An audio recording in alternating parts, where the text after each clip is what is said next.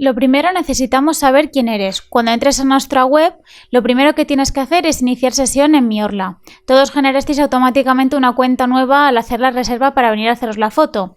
Si no, puedes recuperar tu contraseña en Olvidé mi contraseña y con el correo con el que te registraste puedes generar una nueva contraseña. Es el mismo en el que te llegan nuestros emails. Una vez estés logueado o logueada, tienes que tener a mano los códigos de las fotos. Cada imagen que os hemos pasado tiene un código único, que necesitarás para hacer el pedido.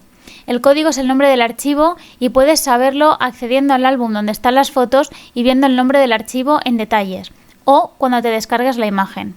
Reúne los códigos de las fotos que quieras para hacer el pedido.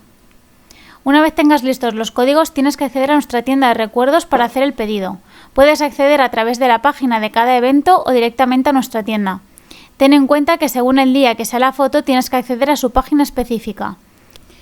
Una vez estés dentro de la página, puedes elegir los diferentes tamaños, si quieres la copia de la foto impresa o si la quieres impresa y enmarcada. Incluso podrás elegir la orientación en algunos casos. A continuación, pega el código de la foto para que sepamos qué foto quieres que te preparemos. Y por último, puedes escoger la cantidad de copias de la misma foto. Ten en cuenta que tienes que añadir al carrito cada foto con su código por separado. Es decir, si quieres dos fotos de 20 x 30 marcadas diferentes, aunque sean del mismo día, tienes que poner el código de la primera foto, añadirlo al carrito, poner el código de la segunda foto y añadirlo al carrito de nuevo.